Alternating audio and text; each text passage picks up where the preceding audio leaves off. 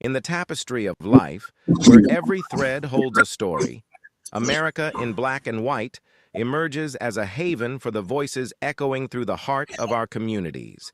In this podcast, we wade through the rivers of our collective experiences, celebrating the vibrant hues of change brought forth by the whispers of hope and the roars of action. It's more than just a conversation. It's a journey into the heart of our society, illuminated by the light of those daring to dream and do. Join us, and let your voice be the melody that guides us toward a dawn where every color finds its place in the masterpiece of our shared destiny. Together, let's paint a future brimming with the positives that dwell in our minds. Tonight on America in Black and White, we welcome a man whose life's work has shaped the economic landscape of the Southeast and elevated the visibility, viability, and voice of Black-owned businesses for more than 4 decades.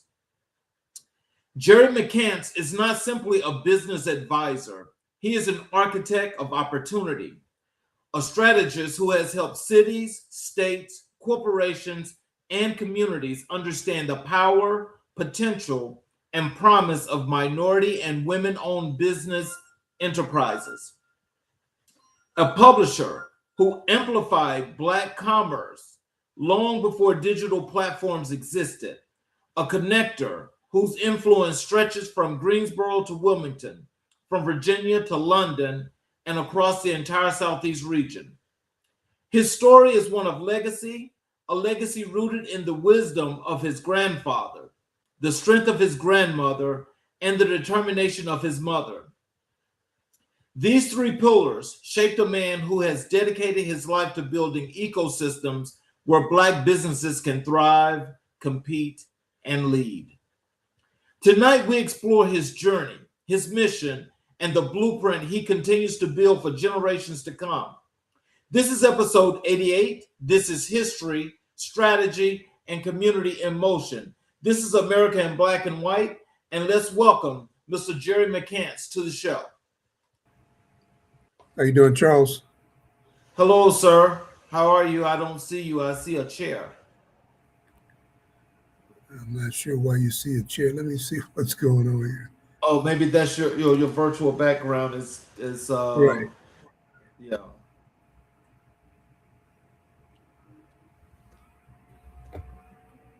How do I get rid of that?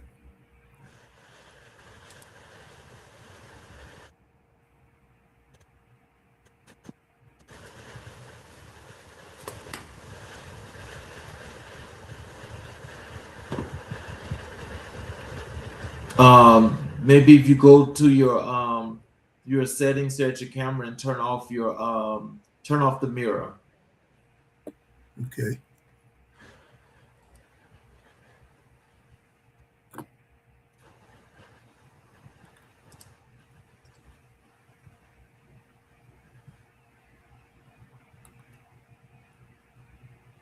It's still there. Hold on a second. How do I get rid of that?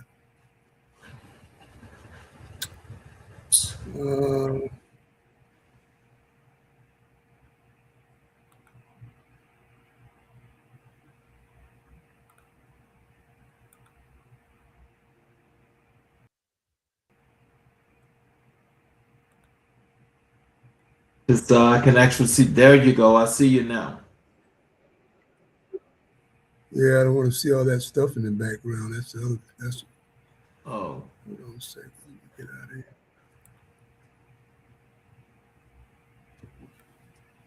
That works. Yes, sir. So, is there anything you'd like to say to our audience before we get into the show?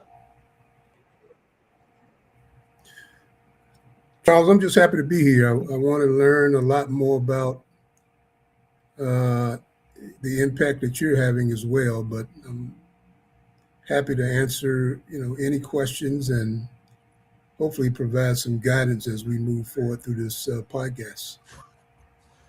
Yes, sir.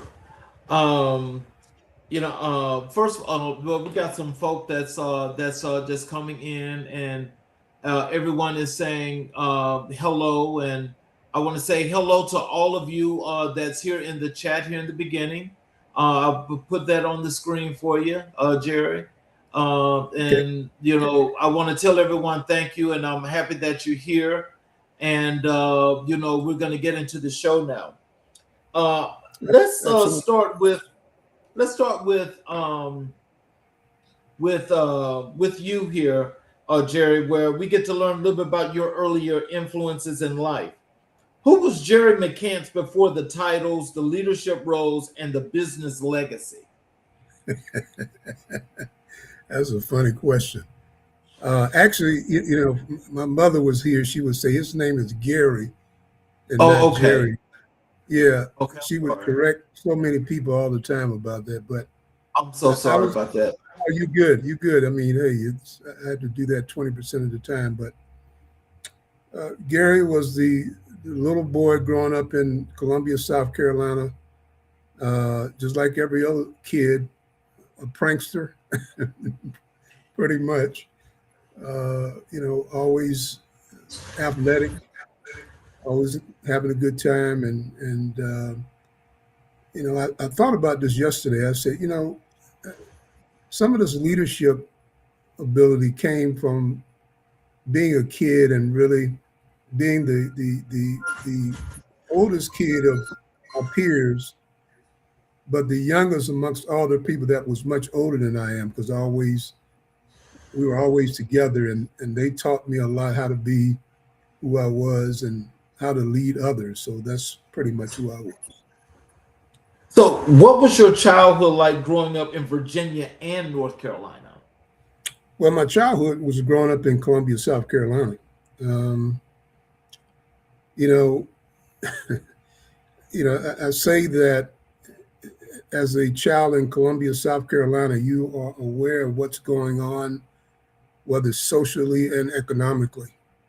And, you know, even though we grew up in a pretty good community, all Black community in Greenview, what was the name of the neighborhood, and we grew up around people who were farmers and doctors and, you know, military folk and educators.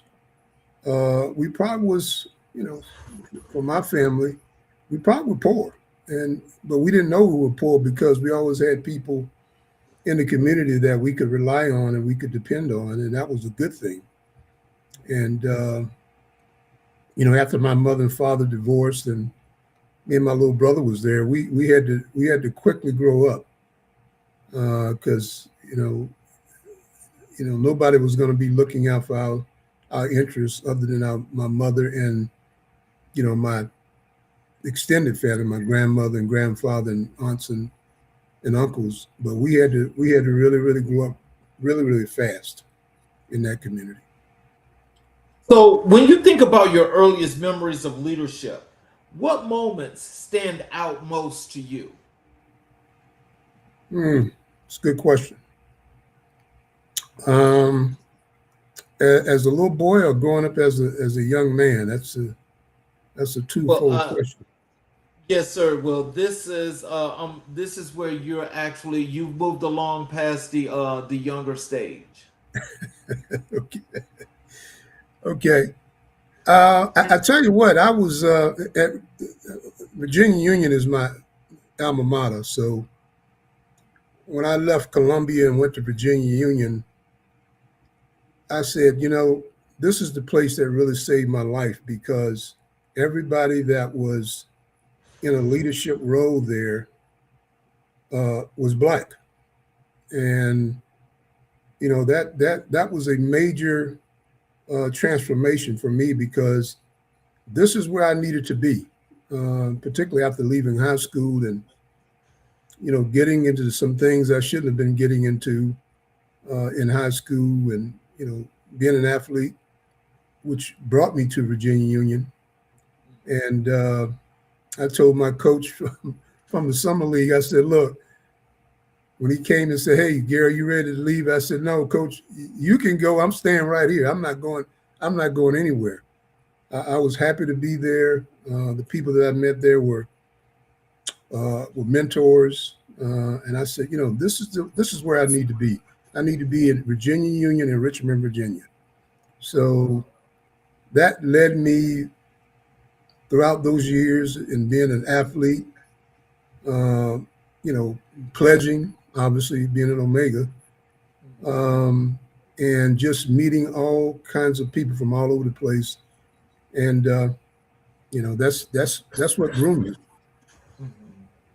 So when you reflect on those moments from, you know, when you think of now and you think back then, what are some of the things that you have brought forward with you that have been a mainstay that's contributed to your success and a continued leader?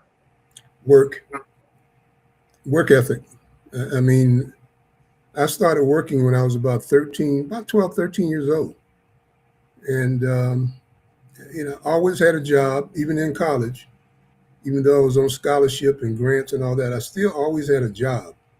And I always was able to be independent and take care of myself and didn't have to depend on somebody sending me money to do whatever I needed to do. I worked, and I work study jobs. So that sort of work ethic, I would say. And then all the people around me were always industrious.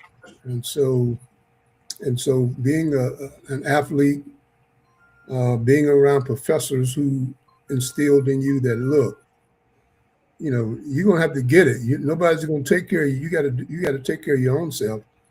And then when I moved off campus in an apartment, even though I was still in school playing basketball and things of that nature, that gave me a totally different outlook. So how did your grandfather shape your understanding of manhood and responsibility? Seeing when my mother took us to the country, as we called it, in Manning, South Carolina, I used to see my grandfather and his sons get on that wagon with the mule, you know, 4 or 5 o'clock in the morning. And I was a little boy, but I'd see them get on that mule. They wouldn't come back until late in the evening. So they worked. You know, everything that we did came off of that farm, you know, and so that's where I learned. I mean, it was a self-sufficient operation, even though they didn't have a lot. They didn't even have running water when we used to go down there initially.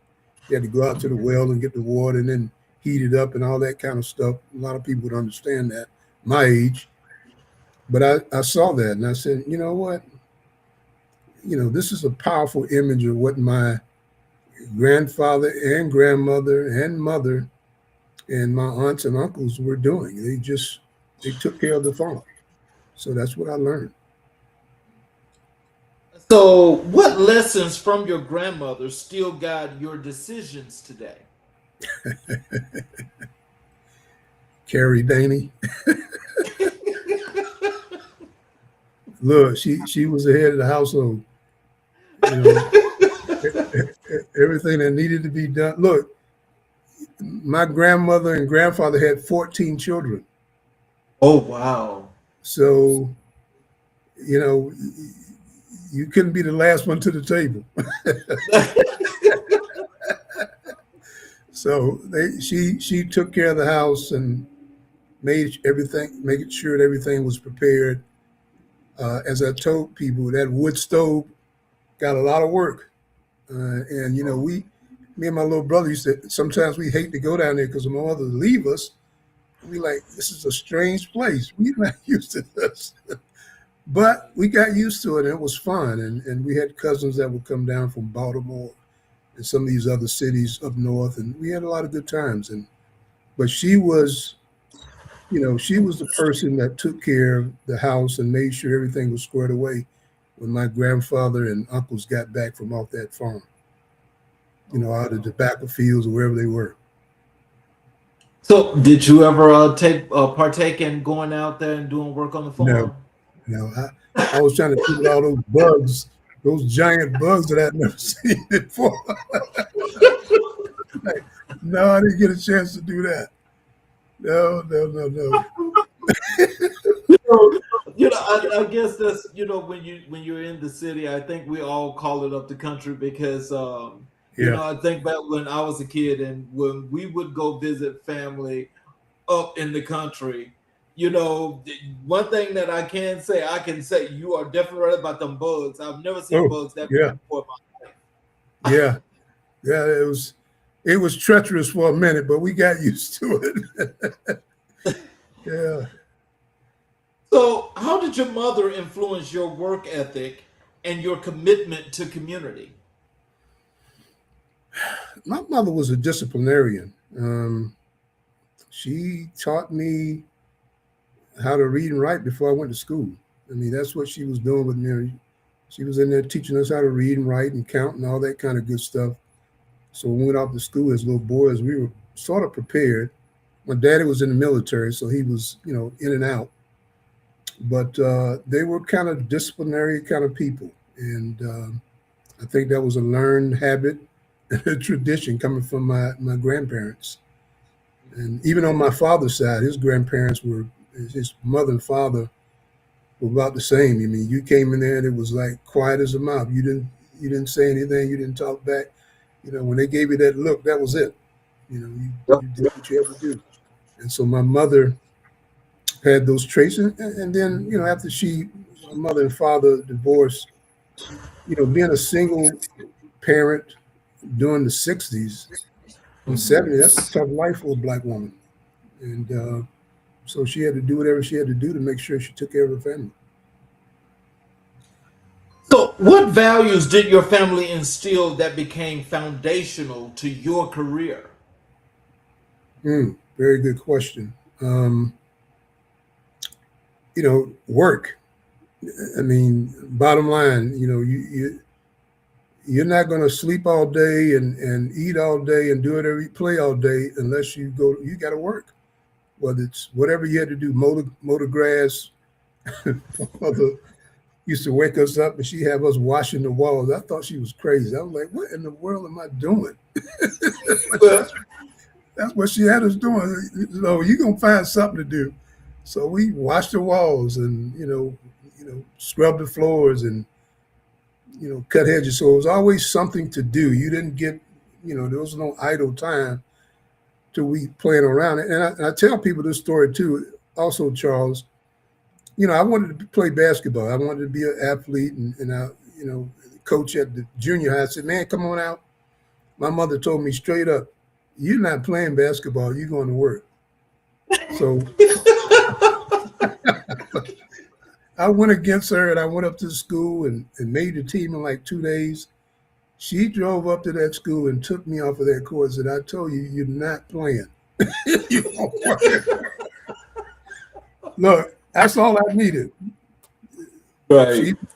She told me, you're going to work. You all that other stuff is fine, but you got to work. So I did what I had to do. When did you first realize you had a gift for business strategy and community engagement? I think growing up just in the neighborhood, and then we moved from one neighborhood, which was all Black, to a integrated neighborhood, which was kind of interesting because that was a culture shock. I mean, we didn't see anybody outside of our community that didn't look like us until we got to the place we moved to when I went to high school. And I was like, oh my goodness, we were the only Black family on that street in that neighborhood. And went to a high school that had a lot of problems. Even though I loved the school I went to, Eau Claire High, it was a lot of problems, a lot of kind of gang related issues too. So that was a different kind of culture for me because I wasn't used to that in all Black community. We didn't do stuff like that. You did what your parents and your parents gave the neighbors, told you, hey, look, if they get out of line, you discipline them as well. So I think a lot of that discipline and work ethic and even though we played like everybody else, pranksters and all that kind of, me and my little brother, you didn't do certain things. When the lights went off on those streets, you were in the house. Okay. Yeah. I think that was universal in all Black communities. The street exactly. lights, you got to be in the house. So I'm glad I'm not the only one that knows about that because look, when that street light hit, you better be inside quick. And so it was a different kind of culture. We moved into that other neighborhood because I walk a quarter of a mile up the street and I would be in the projects. And when I saw what was going on there, I was like, what in the world are these folk doing over here? And my mother warned us, I don't ever want to see you going to those projects. I ended up going over there hanging out. Yeah. It is what it is. So you learn, and so connecting and understanding how to navigate different neighborhoods and different cultures. And I worked in high school all 4 years. I worked in a restaurant. So after basketball practice, during my sophomore year, I had to go to work. And so I was in another environment, working for a Greek restaurant, a Greek owner, navigating with people that I didn't know. So I had to learn all that stuff. And so that kind of gave me a chance to network. And, and all the young people can understand that when you're in a community where you got some real issues, you're going to have to be able to communicate and get yourself out of some stuff, particularly when you're not supposed to be there. And so I learned a lot of that. So what was the first major challenge you overcame as a young professional? I say this to a lot of people.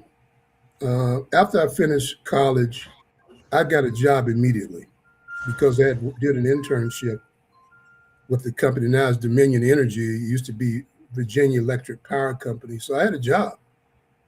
And so it was easy for me. It was easy for me to get up, go to work, do what I had to do. I walked to work every day because I lived midtown.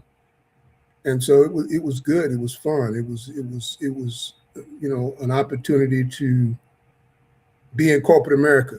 And then after a while, I didn't like corporate America. I didn't like the routineness of it. I didn't like the sort of boxed in environment. And I wanted to move into public relations. I was in sort of an admin job doing records management. And they told me straight up, there are no black people in this department, so you're not going very far here.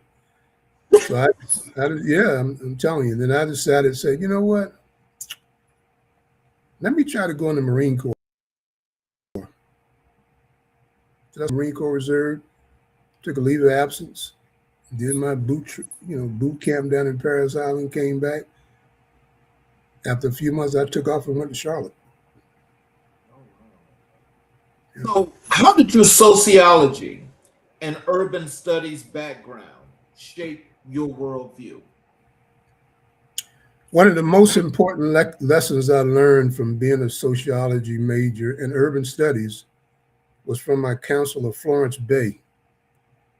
The coach had given me sort of a mandate because I needed to take a class between 3 and 6. And he told me straight up, he said, I told you, my time is between 3 and 6. If you take that class, you can't play. And so I went back to Florence Bay and I said, Ms. Bay, coach is telling me if I take this class, I'm not going to be the player. She said, Gerry, you got a decision to make. Either you want to play basketball or you want to graduate. Sociology 101. I'm out of here. Oh man. We had some tough professors and they were straight, realistic. They didn't hold no punches. And at Virginia Union, they knew what they were talking about. And I made the decision, hey, time for me to give this up. I need to finish school. And so dealing with that and dealing with the culture and all your friends and all that stuff, I said, hey, I'm good. Let's move over and talk a little bit about your education and professional formation. What did attending Virginia Union University teach you about leadership and service? I think number one, all of the people in Richmond, whether they were the mayors or city council, they all graduated from Virginia Union. And so, L. Douglas Wilder, the first Black elected governor, graduated from Virginia Union. Frank Royal, medical doctor, left a significant, one of the first Black founders of the Black Hospital in Richmond, graduated from Union.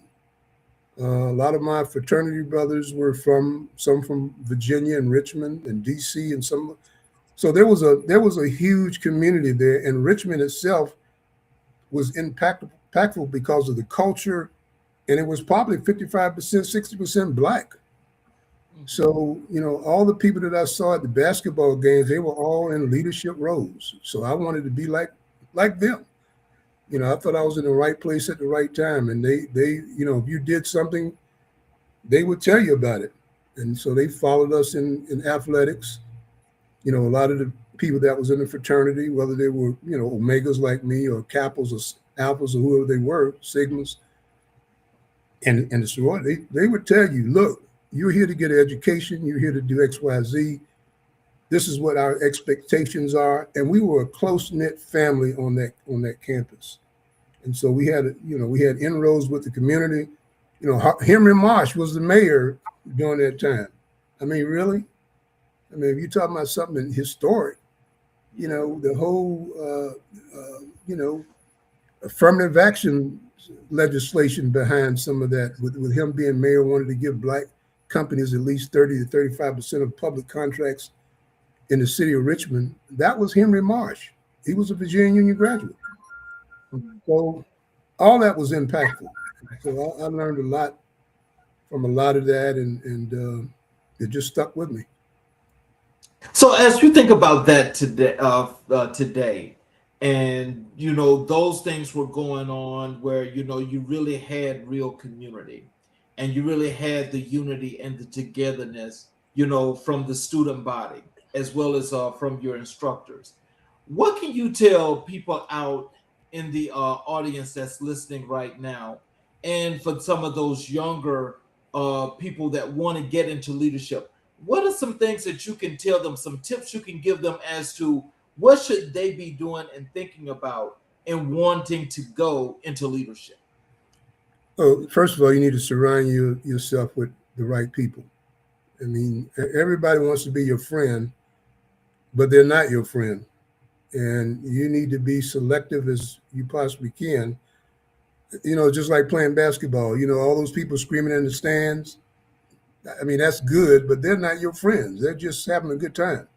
And so you got to separate that from what your focus is and what you have to do in order to, improve your career or whatever you're trying to do. And quite frankly, there were a lot of smart people, a lot smarter than I was. And so I wanted to be like those people. I didn't want to be the kid that didn't know anything. I wanted to be just like them, and I wanted to be smart, and I wanted to be independent. And I think the culture at Virginia Union, being in that kind of environment, the Union was in an all-Black community, and the folk there were good. They were good people. And so I think for young people, people my age, we kind of get some of this, but for the young folk coming behind us, find the right people to model, to follow and to ask questions about and learn from. And you're going to have good times, but at some point in time, you got to look at yourself and say, okay, I got this much time on the clock. How much time am I going to spend doing this, this, and this? And draw that line, draw the line down the sand and go from 1 to 25, 25 years old, go from 25 to 50, and go from 50 to wherever you're going. Because you only got time. Time is your biggest asset. And so if you can maximize whatever you're trying to do, the time you have, some people want to be super rich. If that's what you want to do, it's going to take work and it's going to take time. And so how did the Tuck School of Business executive program elevate your approach to business development? My partner, who's in Columbia, Darren Thomas, I got to give Darren credit, because Darren and I went through a lot of things starting our business. And, there was a little firm in Columbia that helped us prepare to go to Tuck. And Tuck had, I don't know how many people were in that program that year, maybe 50 or 60 from all over the country. And they all smart. and they all have businesses. I mean, you're not the smartest kid in the room. These folks know what they're doing. And then you had Dartmouth, one of the top business schools in the world. Yeah, you're gonna learn something. So we went there with our eyes wide open, and we sucked up every bit of information we possibly can, and we worked every day we were there. I mean, you got a little bit of time off, but they want you in training sessions, they want you in group settings, they want you to do all this stuff, make sure you know everything about your business. And that was powerful. That was very impactful, and one of the best trainings you could ever get as an entrepreneur. So when you think back on those times now, what is the one thing that sticks out most to you right now that you carry forward? There's so many things. I can't think of just one, but let me tell you something. I think one of the things, when you're trying to attempt whatever goal or whatever you're trying to do in life, you have to be disciplined, and you're going to have to be focused. And many days I drove from Portsmouth, Virginia, when I lived there, to Columbia, South Carolina, 6-7 hours just to start my first Black pages. Mm-hmm. And then had to turn back around and come back. I did that for 2 years without even being paid. We didn't put money in our pocket, and that was, and on top of that, I was in a car accident going to see a client in Columbia that morning and broke my leg. Oh, wow. In 1990. That was, look, but you know what? Didn't stop me from getting on the phone and making calls, and whatever rehab I had to do, I did the rehab. But at the end of the day, I was determined that I was going to do that. And I, when I worked for the Journal and Guide, I got a Black newspaper in Norfolk. That gave me a chance. You talked about networking, gave me a chance to meet Black entrepreneurs and professionals and people who were doing it, doctors, lawyers. I met everybody. And I loved that job. And people were good. They mentored me. Wasn't anybody that I didn't meet. Somebody gave me some nuggets, some good knowledge that I could take with me and put it to use. And that job set the sort of the groundwork for me going into the Black pages, because I worked for somebody else for 2 or 3 years, a guy named David Walton out of Richmond. I worked for him. And then I said, you know what? I can do this. I can be independent. I can be an entrepreneur. I can do all these great things. And, outside of all the other training that I had with serving on boards at an early age that I didn't know anything about, and networking and chairing the first Minority Advisory Council in Hampton Roads for the United Way, I was like, I didn't know what I was doing, but somebody thought I knew what I was doing. So I did it. So tell us about that job, because I think what's interesting about that is that it sounds like it had a major impact for your success going forward. Tell us about that. Yeah, there was a lady there, rest in peace, Cleola Butler, that saw the Black pages, and the United Way in Southampton Roads was going through some transitions. They wanted to hire a new president, and she called me and said, "Hey, look, I need you to serve on this committee, the Minority Advisory Council." I don't know what that is, and I mean, I'm serious. I didn't know what that was, and so I came in there, and all these seasoned veterans around the table, African American, and I was the chair, first African American chair of that council, and I also served on the board of the United Way. So that was a powerful installation. Being involved with that board and all these CEOs that I knew nothing about. And it was powerful. And that really had an impact on me. It sort of changed the dynamic of what I thought about corporate America and how you need to understand who the players are. So I learned who the players are. And quite frankly, when I was trying to get access to the CEO for Centura at that time, hospital, he was on the board of the United Way. And so I built a relationship with him. And he invited me in his office, and that's how I started doing business with the Black pages with Centura Hospital, which was a good thing. Man, I was like, man, wow, is that all it takes? Yep. And so I sat on some other boards, YMCA, Urban League, sickle cell, a bunch of stuff, So it was good stuff. So, what impact did Babson College's entrepreneurship education program have on your consulting job? I met a lady from Norfolk State who had some extra funding to go to Babson, which is a entrepreneur school in Massachusetts, right outside of Boston. And these are people from all over the world.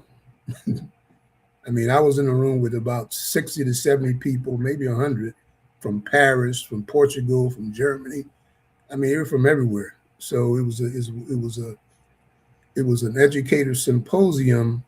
We had a couple of HBCUs in there from some other places, but man, you quickly understand that we all have some of the similar, same issues, and you got to work with these people.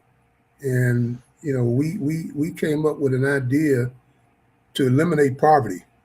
I cannot put my hands on that document. If I could, I'd probably be a billionaire by now. But that's what we did. So it made you think outside of the box.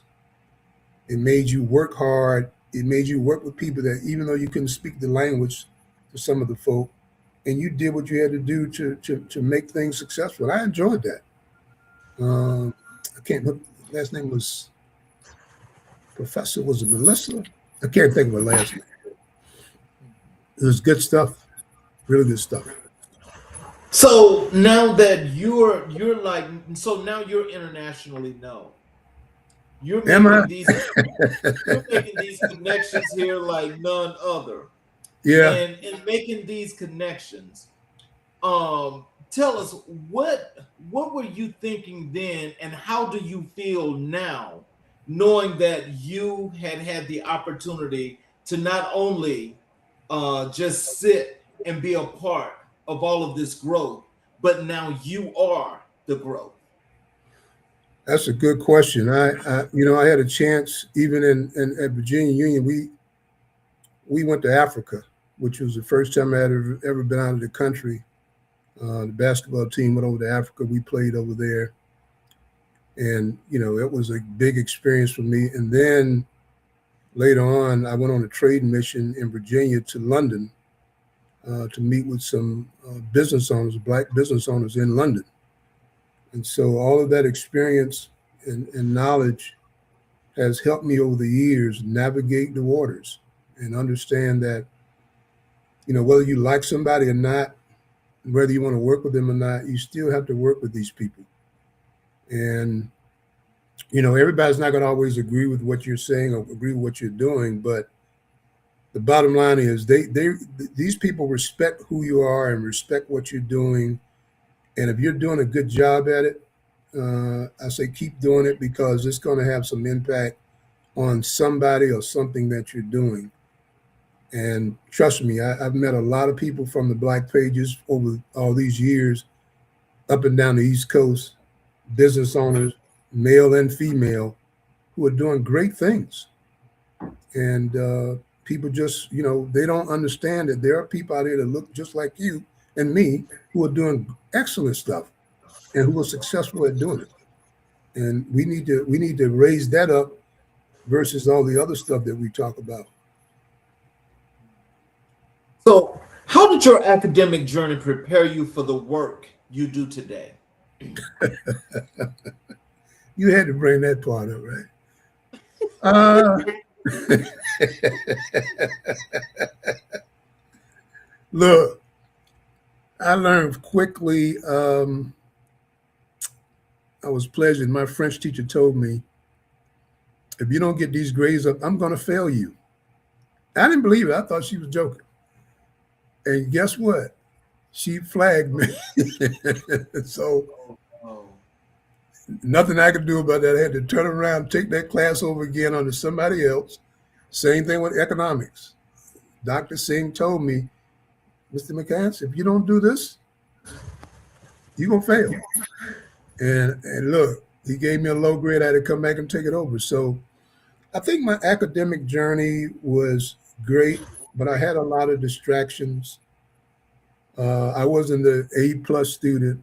You know, I did what I had to do to get out of Virginia Union.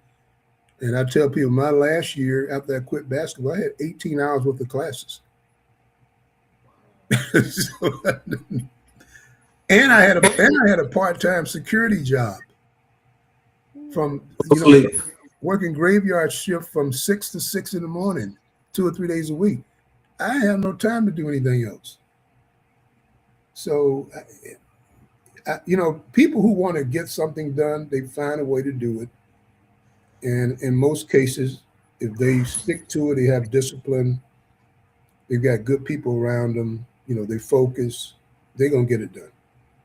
Not that hard. So what advice do you give young entrepreneurs about education versus experience? You only get one shot. If you're going to invest in college, whatever the dollar amount is, or trade school, or whatever training you have, man, take advantage of it. Particularly in this day and time with technology and all this stuff that's going on. You've got to be competitive. You got to be creative. You got to know how to navigate whatever the situation. You got to be able to communicate with people. You just can't look on social media all day. There's some things you're going to have to learn how to do. And you got to have good negotiating skills. So stick with it. Don't waste a whole lot of time on all the other stuff that we do. So let's talk a little bit about McCants LLC and your business advisory work. What inspired you to launch McCants LLC? I had some clients that wanted some other kind of work done. They were expanding their companies, and they said, "Man, you've been doing all this stuff, and you know a lot of people. Can you connect with me with so and so? You're in the political circus too. You're dealing with politicians. I need to meet so and so to have a conversation with so and so." So that's what I did. I started this business to do that. Just connecting the dots. Always was great at it. I mean, if I can't do anything else, I can connect you to somebody. Trust me, and I can get in a room. So that was part of the gift that I had and what I learned over the years. So let's go back to you're now internationally known. So now, so you are Mr. Connector. Yeah.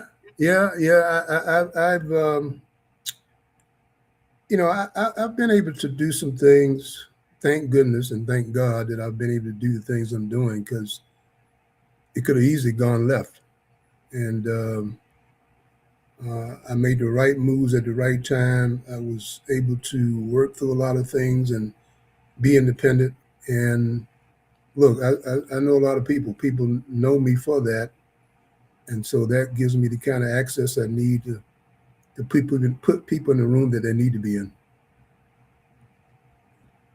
How would you describe the mission and heartbeat of your company?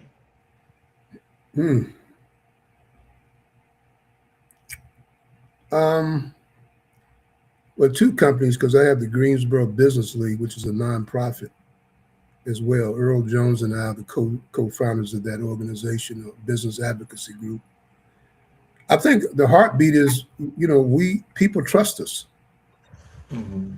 And they trust our knowledge. They trust, our intelligence, and they trust that we can get them in the rooms that they can't get in. And so that's always been a core factor for me. And people tell me, even from people I went to school with, man, you always used to be talking about this black stuff. Where did this come from? I'm like, I don't know. Maybe it was Florence Bay. I don't know. Maybe it was Jack Sharp. I don't know where that came from. But, Pearl Mankins, Black History. So, but, that's the heartbeat of what we do. We are connectors. We are bridge builders. The fraternity has given me an opportunity to do things as well. I've been in leadership roles, NAACP as well, still involved with the NAACP. And I tell people, find an organization that you feel connected to and that you want to be committed to. You don't have to do it all the time, but work at it. So, what is the moment? What is the most common challenge, shall I say, that you see among businesses seeking your guidance? Well, we're doing an event on June 23rd here in Greensboro, and our focus is going to be mobilizing capital. We want to eliminate that hurdle. We want to put people in the right rooms with the right people who can talk to them about capital needs, whether it's private equity, whether it's loan capital, whatever it is. We've got to overcome that part and understand that we can create our own ecosystem to do that. And then we got one presenter coming out of Florida, Jonathan Rosado, who has been in the CDFI space. He's trained over several hundred people in that space. He's going to talk about capital. And then we got Baruti. He's going to be coming out of New Jersey talking about how municipalities and governments are designed and how we need to overcome some of the barriers and obstacles that we think are barriers and obstacles and turn it around so we can control our communities. So it's just going to be an interesting conversation, yeah. So with that, I mean, can you just give us the light note? The main purpose of that is it to basically help the up and coming businesses, or those that are small that are working right now that need to get something to give them a little boost to keep moving? I'm in my 60s. I'm 67. So everything that I'm doing is for the next generation. And at this time, we need to create our own ecosystem. We got to create our own platform. We can't depend on people to do all these great things for us if we can't build our own. And this is part of that. Change the mindset, focus on what you need to do or what you can do, and then leverage those other resources. And so what I'm telling people is this is an opportunity for you to come in a room with like-minded people. And it's not anything new. It's been done before. But we're going to create a destination for people to come into and look at how do we put together capital to grow businesses. We got to do that. This is a global kind of thing. It's not just domestic. We're competing against the world.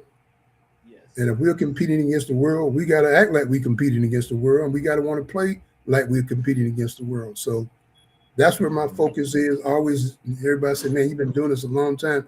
You're still, absolutely I am. And I'm not telling people you have to be super wealthy to do this. You need to be to take care of your basic needs: food, clothing, shelter, and education, and all the other stuff. Right. You can move to the next level. Not that difficult. So how do you help organizations transform their vision into actionable strategy? Hard work. I keep going back to that. And Barute Kafil is a young man. He's out of Newark, New Jersey. He's got this book called Capital in the City. And I talked to him the other day, and boy, he's ready to come here and do what he needs to do. But, it's no secret to work. If you look at our history as a people and what we've done and what we've been able to overcome, we can do this. This is in our genes. We were built from a survival kind of platform. I mean, nobody else can do the kind of things we've been able to do. We just need to connect the dots and be able to communicate with each other to figure this out. And we got enough intelligent people across the globe that we can come together and do this. Not hard at all. I think sometimes we allow, like our parents didn't do, they didn't allow you to make excuses. I can't do it. No, my mother told me, don't ever say that. I don't want to hear that. You can do this, and you need to say that. And so whatever we speak it needs to, we need to realize that it can come true. And, every words are powerful things. Yes. So we got some smart young people right now. I see them across the globe. They're always on LinkedIn. They're on Instagram. They're on some of these social media. There's some smart people out there. Yes. But we gotta determine, pick your battles and focus on that. Don't try to conquer everybody's situation. Conquer the one right in front of you. What makes your facilitation and consultation approach unique? I don't know if I really have I have a system, but my system is I'm a great listener. And so when somebody's talking to me and they're asking me questions, I'll sit there for 5 or 10 minutes and listen to them. Because most of the time people are so stressed out, nobody listens to them. Wow. You come home every day, you want to I find in myself, I'll come home, I'm here by myself. I'm like, who do I talk to? Everybody else is talking to me, but I got to find somebody I can vent sometimes as well and share information sometimes as well. And so people, when you're in these big companies, when you're the only one, who are you communicating with? And so when they call me, I'm listening to them. I want to hear your story for the day. And then I'll share. If you ask me a question, I'll give you an opinion. Mm-hmm. I'm not going to try to shove it down their throats. So how do you measure success when working with government agencies or nonprofits? That's a good question. Government is a different kind of animal because you got so many layers of it. But I would say from a political standpoint, I've been able to get in front of elected officials to have conversations with them from that side of the equation, and also from the sort of bureaucracy side when you got to deal with city managers and staff people who are making policy and those kinds of things, along with whether it's council or county commission or school board members. You have to really get inside of the room. And sometimes what I used to do was I used to go to council meetings and just sit there. Because you know what I did? Studying their body language. So when topics came up, I just sit there and just watch them. Watch their responses. Watch how they move. Watch how the staff reacts to them. And I did that for a long time. I had council members saying, why do you even come to council? I said, I enjoy it. I just want to listen to what people are talking about. So when I approach them, they understand exactly how I can approach them, and I know exactly what their response is going to be. I got really, really good at that. What trends are you seeing in MWBE and MBE program development? I think we need to flip it over. I think we got to find some models that work, and we're going to have to model that across the country. We're taxpayers. I think number one, when we started the Greensboro Business League, my thoughts were we're paying taxes into a system, but we're getting less than 2 to 3% return, and we're getting no public contracts. There was an article that came out 2 days ago about Donald Trump and his supporters. His supporters gave him $400 million. He gave them $50 billion in contracts. Okay, that to me makes a whole lot of sense. Hate him or whatever you want to do. I mean, some people not in love with, but that's how business is. That's how they look at business. If I'm going to pay into a system, I'm going to give you an investment. I would expect to have something in return. Too many times we vote for people, put them in office. They give us nothing but lip service. Whether you're Democrat or Republican or independent, you cannot allow a person that you put your vote, which is an investment behind, and they not give you anything in return that's going to impact your community or impact it doesn't make sense. And so I walk in the door like that. Listen, I don't want to hear all the other noise. You got an $800 million budget, or whatever that budget is.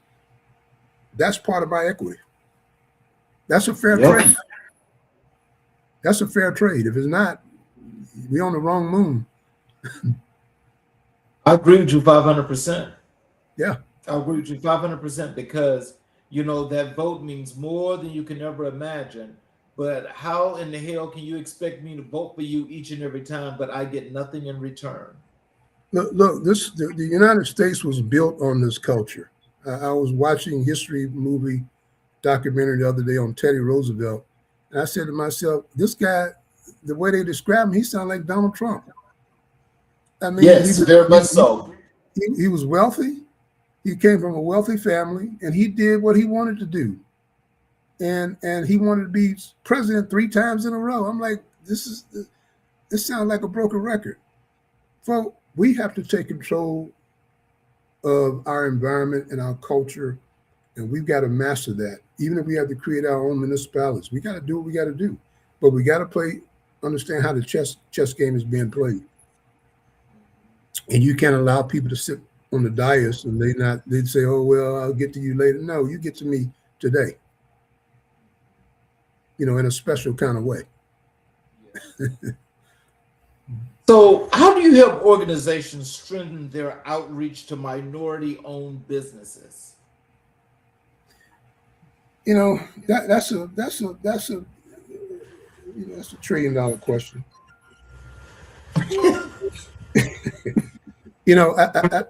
One of the things I learned is if you're not dealing with, I'll say, Black-owned companies every day, it's tough to do. And you have to put systems in place to do that. My 30-some years of going up and down the East Coast from Virginia to Florida, talking to Black-owned business, I did it every day. So we were programmed. My team and my part, we were programmed. That's what we were doing. So every day we did that. And so it wasn't something we had to think about. That's what we did. And so you got to put that same kind of process, even in curriculum. You got to put that same process in place in order to do that and drive the culture like you drive movements, like the civil rights movement and some of these other movements, the woke movement. You got to do that. And I think that's where we are right now. We don't have a choice. And the time is ticking. So what role does data play in your consulting work? Very important. You got to know the numbers. We $2 trillion in spending power in America. We don't need anybody else with that kind of money, quite frankly. And so we could invest in places we need to invest in. We have 55%, 56% of the Black population that lives in the Southeast and throughout the Southwest. We can corner that market.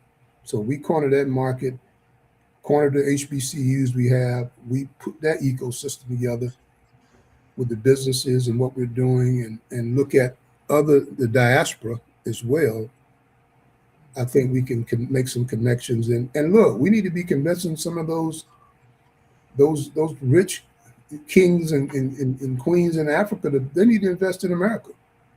And they need to invest in the Black community. Why not? Right. If that's what you're committed to. Right.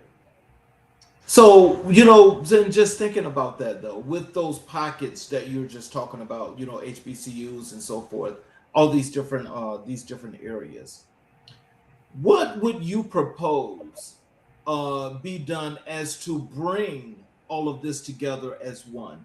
Because I think as we look at them from the separate perspective, from the wide lens, that ecosystem that you mentioned, it does exist. It's just not together. How can we do that? We're going to have to design it.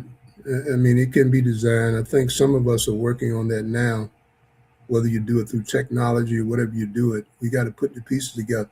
And first of all, we just got to say we're going to do it. No more, well, I don't think it can be done, or I don't want those people in the room with me. Exactly. I want people who want to win with me. And if you want to lose, you're not going to be in here with me. You got to go someplace else. But when you come back and you get your mind right, then we can work together. But some people, everybody doesn't fit at the same time. It is what it is. We got to do what we got to do. And look, again, the clock is ticking for all of us. So we got to make it happen. What is the most rewarding part of being a business advisor? Seeing people become successful with the advice that I share with them. I'm learning from them just like they're learning from me. You know, I work with a number of people. They just want to, again, some people just want to be heard. And they want you to expound on what they already know what they're going to do. You don't have to really tell them a whole lot. But they just want to say, you know what, I've been thinking about such and such, you know, and I don't know if I really should do this. And you might say, well, maybe you should try it, you know, and I'll help you. And so they're looking for support. And I think everything that we've done as a people, we've always been the last to be looked at in this world. Yeah, but that's consistently though. That's consistently, and I think you know, just you know, I'm sorry, I just want to have one more follow up on that is because, you know, when you mention, you know, the spending power, you know, of trillions of dollars, but they're nothing primarily in most of the communities but trash and garbage. How does that work? How does that even exist? Somebody's got to clean it up. A lot of businesses have been started in communities that look like they're totally impoverished. They don't have a chance in hell.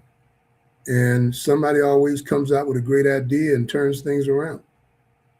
Ideas start in the most desolate places in the world.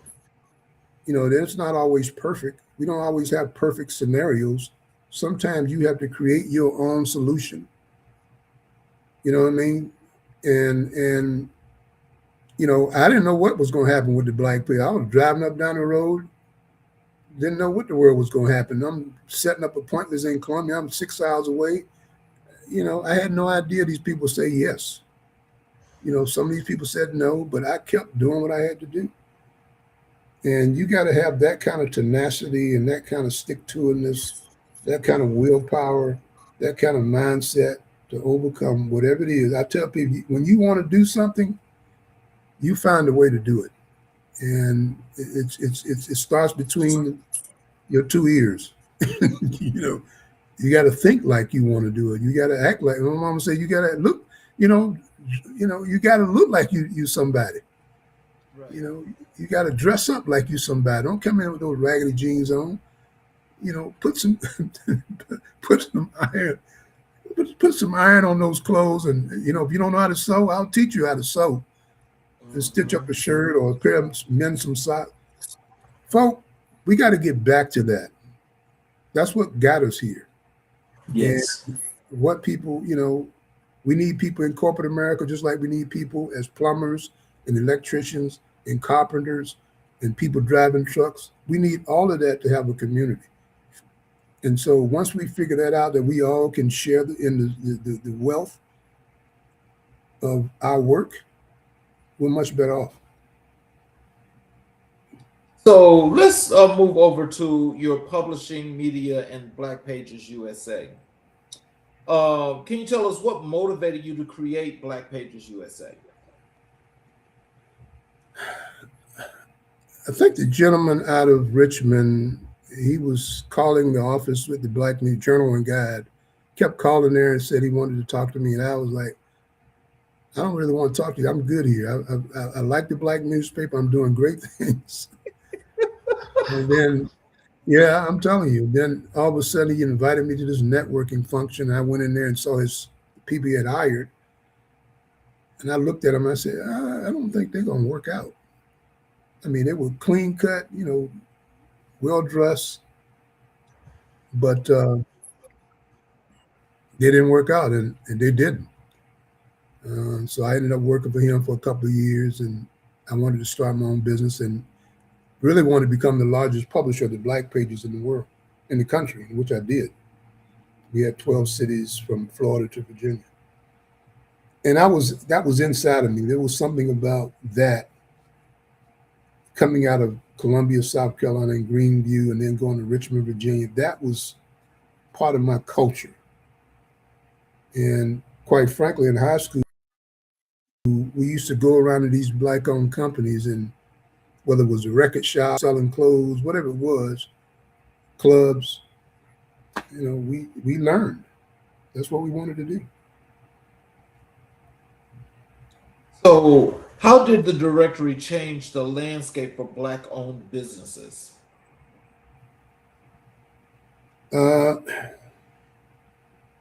We were able to convince people that they could work with each other, but also do business across the lines. People weren't really doing business from South Carolina to North Carolina, or North Carolina to Florida, or Florida to Virginia, Georgia. They were all situated in one little pocket. But when we were doing all these markets, we were exposing them to other cities where they could expand their businesses in. So if you were a McDonald's franchise owner and you wanted to let somebody know you were doing this in Columbia or Charleston or Greensboro, North Carolina, whatever it was, we exposed people to that. We had clients who started to buy advertising in 12 markets, which was we had some friends in the media who didn't like us for a while because they thought we were taking their business. I'm calling them name, but we weren't. I mean, we were just beeline focused on creating this marketplace where people could do business and grow. And today, I know lots of people who are still, as a result of the Black pages, are still successful. So, what are some of the challenges of running a major publication for 30 plus years? Other than money? Well, you got to sell.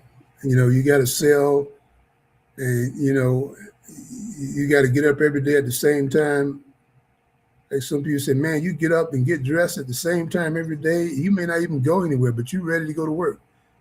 Yeah. If I have to be in Hampton Roads, I live in Wilmington, North Carolina, I've got to drive to Hampton Roads 4 hours for a meeting at 8 o'clock. I got to be ready. And I did a lot of that for a lot of years in a lot of different cars. And that's what we did. We were hitting it and getting it. Nothing could stop us. Zero. So, how did the Black Expo Tour expand your impact across the Southeast? It gave us another platform for our customers. They could now go into a convention center or an arena and set up shop and sell businesses one-on-one and, brand their products. We bring in celebrity guests. We bring in major companies who wanted to sponsor, the big companies wanted to be a part of that because, we buy their products anyway. Why not invest in it? And so that was another area that gave us a chance to grow and understand our customer base. They loved it. So, what moments from the Expo Tour stand out as defining milestones? I think the impact that we made in those markets, and people today still have, this mental, I would say, capacity to understand why was that important for them at that particular time, and why we were able to grow our businesses and come up with new ideas. It was magnificent. I was just looking at some old clips before I started talking to you with some of the people that we had as guests. I mean, from T.D. Jakes to Earl Graves to Nia Long to Lisa Ray. I mean, we had so many people, LL Cool. I mean, we just had lots of people who came in to talk about the impact that we were making in the community and across the globe. And it made us think that we were connected to people like Black Enterprise and Essence Magazine and some of those folk, Ebony. I mean, we were right there. Yeah. How did you build trust? How did you build trust with business owners across multiple states? That's a good question. First of all, we had a great team of people. If you don't have a great team, you can't do it. I mean, just, nobody can do it by themselves. I can't do it by myself. I got to have a great team in order to do what I need to do. And we had a great team of people who were trained up. They were ready to go, and they could outsell anybody. And those people in those markets trusted them. I'll give you a quick story. I was in a line it was about a year or two ago when Kamala Harris was running for president. And I went to Charlotte and I was standing in line outside like everybody else. And this lady turned around and said, "I know you from someplace, don't I?" I said, "No, I don't know. I don't know if you know." She said, "Yes, I do. I know you." I said, "Oh, no." She said, "You're the Black Pages." I was like, "Okay, you got me." Oh, man. She was right. That happens all the time. All the time. So now that you have not just only brand recognition, but now people recognize you from a facial perspective. Mm-hmm. How does that make you feel when you go to places such as conventions or expos, or just in general in just your everyday life? How does that make you feel to know that people know who you are? I mean, it's good to know that, but I'm so focused, Charles, on what I need to be doing. I was telling somebody the other night, I don't have time for a whole lot of stuff. That's good. I'm happy that it happens and people can make the acknowledgement. But at the end of the day, am I making an impact and changing lives? If I'm not doing that, I'm not doing my job. We got organizations out here that I'm in the fight with, the Black Chamber in North Carolina, several Black chambers, the NAACP, several other business organizations, and people are doing some good stuff out here. And we need to recognize that it's good to be in the celebratory mode and get those acknowledgments. That's fine. But folks, we got work to do. And I have fun doing what I'm doing because I'm passionate about what I'm doing. And I'm committed to what I'm doing. And so when it's over, it's over. Somebody else has got to do it. Yeah, well, will they? They don't have a choice. They have a choice. Oh, yeah. I would always say that. Yeah, well, because I mean, in just taking this fight, a lot of us want to fight this fight and trying to fight this fight, but it seems like, and it doesn't make you stop, but it just seems like there are an enormous amount of folk out of the wrong places that do not want to take up the fight. Why do you think that's so? One of the things I've been looking at is in a lot of foreign countries, they have brought people in to retrain the workforce. And I think we've got to bring some people in to retrain our workforce and get us focused on what we need to be doing. And that's part of it. We have to train people up. They're not going to do it on their own. It's kind of like the military. When you go in the military, you don't have a whole lot of options. Nope. Either you're going to fall in line and do what you have to do, or you're going to be out of here. And that's some of the best. Yeah, exactly. That's some of the best training you can get. And I really think if you look at these companies like Japan and China and some of these areas who've been able to grow their economies, they brought people in to train them up. Because some of those products back in the day were cheap. We looked at those products as inferior. And so we got to do the same thing in our communities if we want to be able to compete at the highest level. The same way you play sports. You go into different communities, you play against the best. We got to play against the best, and we got to practice against the best. So, what did you learn about the power of visibility in Black commerce? That's a good question. Reading, Black history, Mr. Wright, high school, opened my eyes to certain things that I wasn't familiar with. When you start talking about, Black leaders, whether it's Booker T, Marcus Garvey, Mary McLeod Bethune, whoever it was, Denmark Vesey, Nat Turner. I mean, I interviewed a person the other day that I'm doing a book, and he's the fourth or fifth or sixth generation of Nat Turner. Oh, wow. And it just floored me when he said it. I was like, what? I said, I've known you all these years and we never talked about this. Yeah. Southampton County, Virginia. So I'd love to meet him and have him on the show. Oh my God. And look, he was one of my mentors in Norfolk. He was the person that I could go in his office and sit down and talk to him. And he hired me to do some consulting work. That was one of the first gigs I had with him. And he was one of the biggest realtors in that area. It works. Yeah. If they like you. If they don't like you. Yeah. You got to be likable sometime. We discussed, when we chatted before the show, that we do Black History 365. Mm-hmm. And so I asked you, who were the most influential persons in your life and your career? You mentioned to me it was your grandfather, your grandmother, and your mother.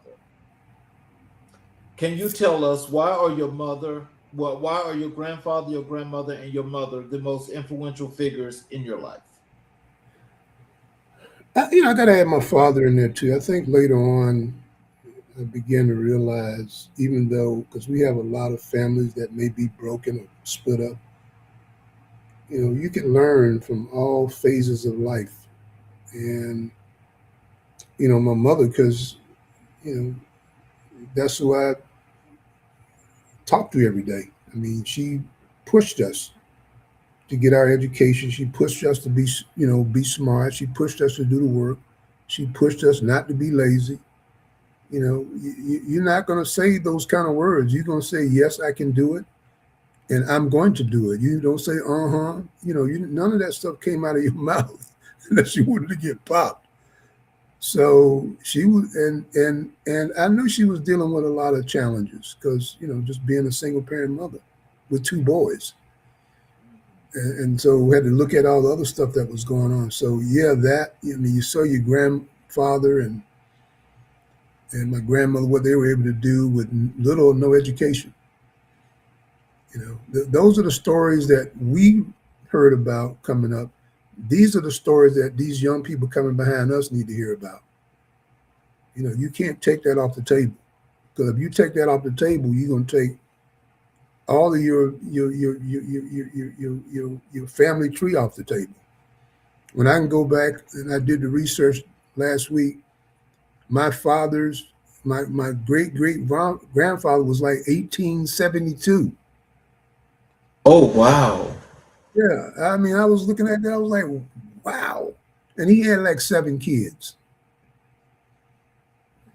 My grandfather and grandma had 14 kids.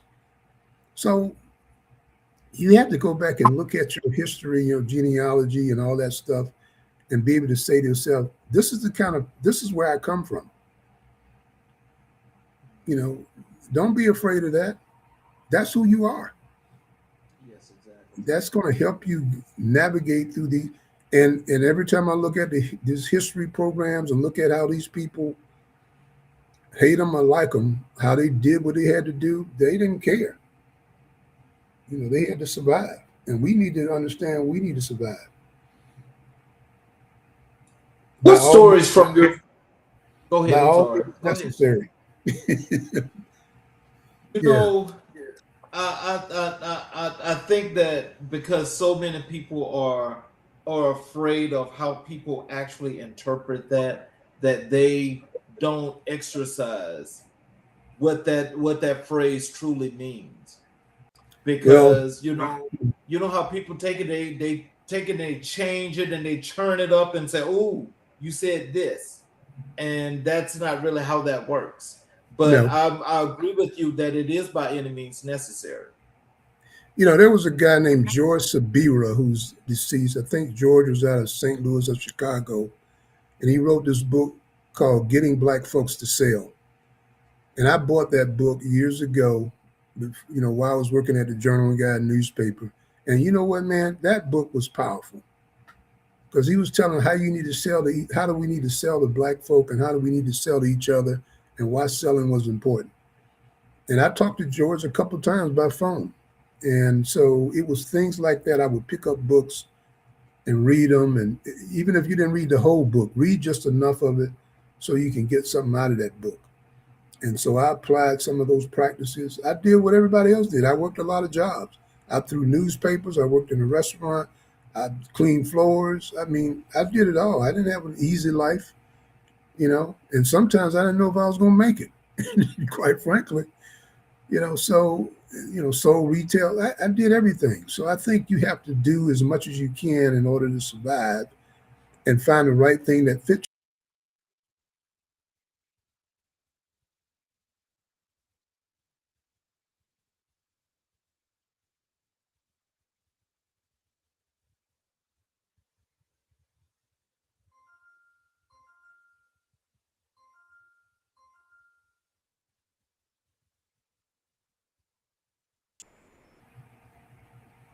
Okay, Gary, you was just frozen for a few minutes there. Yeah, I saw the little connection button. Yeah, technology. So, The what data, it's stories probably from? the data centers. Yeah, it is them data centers. It is them data centers, and Yeah. oh, that, by the way, when we get done with this, I want to tell you about that story that you sent me because Mhm. that was a good story. I want to thank you for that. Okay. What stories from your family history continue to inspire your work? Oh wow. I just saw a couple of my aunts, uncle-in-law, and some other people a couple of weeks ago at a funeral, and you know, all of my relatives were independent quite a bit. They all did something. My uncle, who's deceased, was in Baltimore. Is at on his own mechanic shop. They all were workers. They worked, and they all wanted to be independent. They never wanted to work for somebody else. They worked for themselves because that's what my granddaddy did. He didn't have a job. His job was to make sure that that farm got taken care of. And as my aunt used to tell me, when they went out to the tobacco field and got that tobacco and went to the marketplace to where they could raffle it off, auction it off, they were the last ones to even get a shot. I'm serious. They sometimes they didn't even sell the product. That's You South know, Carolina. I always wondered though, why is the Carolinas and Virginia? Why was that land so plentiful when you talk about tobacco?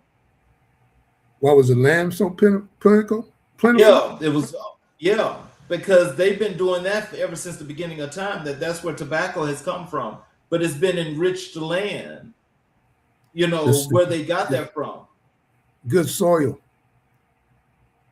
When you got the good soil that can grow good crops, like Virginia and North Carolina and South Carolina, you grow good crops in this soil. And then you got people who understand how to grow crops. Africans came over with skills. That's why they brought them over here, kidnapped them. They came over with certain skills that, you know, some of the Europeans didn't have. I mean, that's honest God truth. So, how do you honor their legacy through your leadership? That's your family. That's a very good question. I think I can continue to do what I'm doing now and remind myself that I come from good stock. That's what they call it. Yeah, yeah. What does Black history mean to you as a business strategist? You can't do without it. It's like American Express used to say, you can't do without it. You know, when I was in the funeral a couple of weeks ago down in Manning, Alkaloo, South Carolina, and I was walking out of the church, and this man stopped me and he said, "Are you a McCants?" I said, "Yes." He said, "I could tell. I could tell." And so people recognize who you are, who your family was, even on my father's side, my grandparents on their side. Those people worked hard.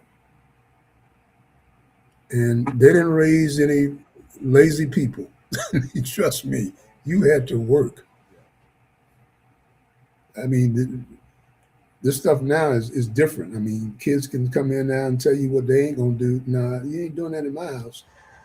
You know, that is the one thing that I honestly can say that I'm proud of that time in which I was born and raised, because being a generation gap baby of 1966, you know, you get to learn what it was prior to coming into the new era and what that standard was going to be. Because when your Mm-hmm. family set a standard, that standard is set and you must adhere to that. There ain't no gray area, there ain't no ands, ifs, or buts about it. You know, when you mentioned washing walls, you know, just like that is the craziest thing in the world, but like, go wash the walls. And you sit on like, why are we washing walls? What that's gonna do? Well, you doing it. Yep. Hey, look, and when the washing machine broke, you had to put those clothes in the tub and wash them there. You know, they had to wash. You had to do that. I mean, it was, and hang them on the clothesline. That was work. There was no idle time. But you see, we learned. Exactly. We learned. Mm-hmm. But so Exactly. that's the thing that's missing from our kids today, that they're missing a real serious source of what it is to be more than just independent, but to be critical thinkers. These kids don't critically Right. think today. Well, they have we've taught them in a way to do different things, and it's a different era. I think they have it. Let me say they have imagination. That they do. Look, you know, even though when you start going back and looking at things, when you used to get up on Saturday mornings and you did your work and you would watch cartoons for hours and hours or whatever it was, and then after you did that, you had to go back to doing something. And you know, you had community, and we didn't have a whole lot of options. We couldn't live in all these different neighborhoods. You live with each other. Yeah. So that means you had to deal with each other. You went to church with each other if you went to church. And the people in your community were your mentors. And there was a village that raised you. Yes, it was. You know, and the schools, the grade schools, the principal, he already been told by your parents, if he does anything, you go ahead and take care of him. There wasn't no calling somebody downtown to come pick up my child. Exactly. Exactly. Wasn't none of that.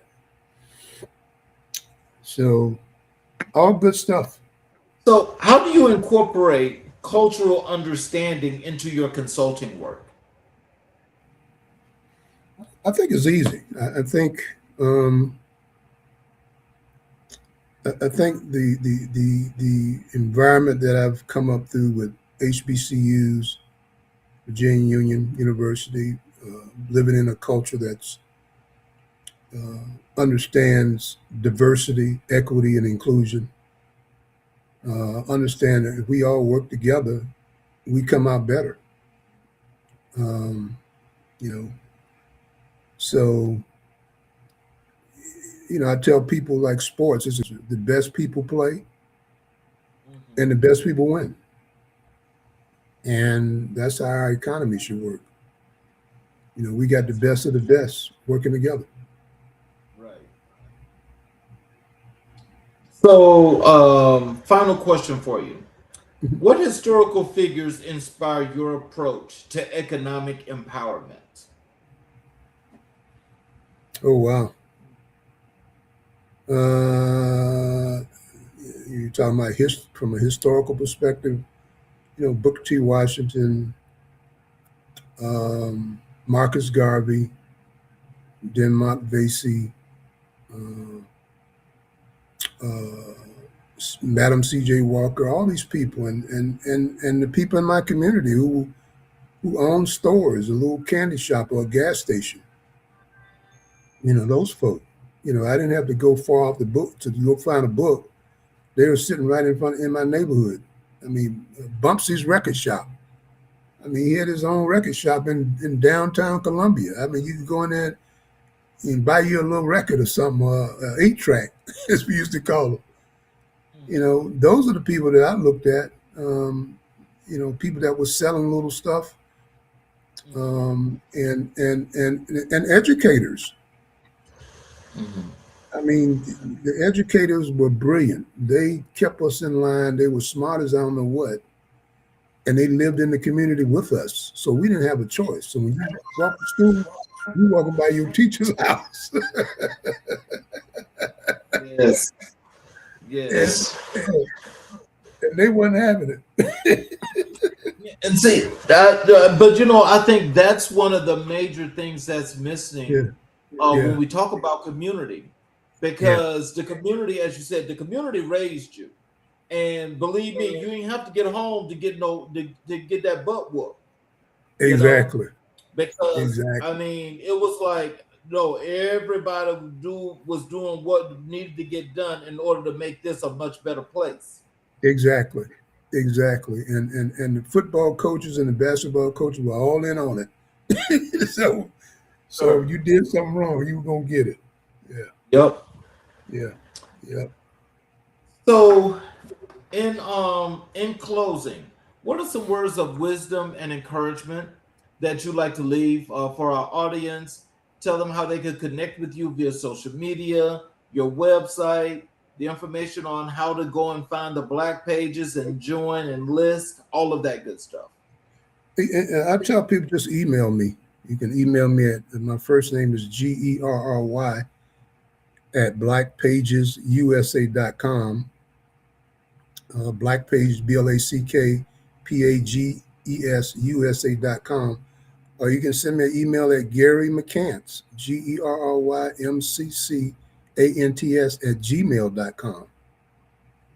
And that's the best way to get me, and then I could provide you whatever you need after that. And do you have any words of wisdom and encouragement for the audience? I think prayer is good for people. You need to find some inner connection that drives you every day, and you need to find something you need. I say 3 things when I get up in the morning. Today is the best day of my life. I control my own mind, and I'm grateful for what I have. I say that when I get up.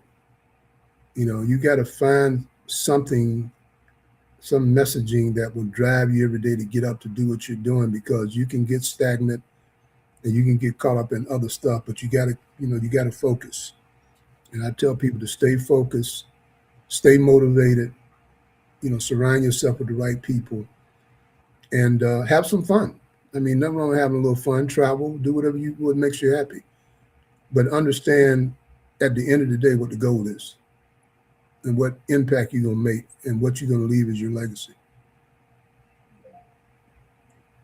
Well, I want to thank you for being here, and I appreciate you taking some time out to be with us. This was truly great and informative, and was also some things that I hope that people learn that whatever we do, we have to have, a standard, and we have to have a wherewithal and a get up and go attitude, and the ability to know that we can do whatever we set out to accomplish. Absolutely. I want to thank each and every one of you that stayed here and watched the show this evening. I appreciate your time, and I appreciate your support. I would appreciate it if you guys could support us by any of you that's watching any of the YouTube channels that you're watching. If you would please take the time out to subscribe and enable all notifications, which would allow you to get the notifications when the shows are about to go live. You will also have the opportunity to go back and watch each and every last one of our great guests that's left some words of wisdom and encouragement and teachings as to how we can better build our communities and how we can be much better people. So in closing, let me close with this monologue. Tonight, we witnessed the power of legacy, leadership, and long-term commitment. Gerry McCants has spent his life building bridges between businesses and opportunity, between communities and resources, between history and the future.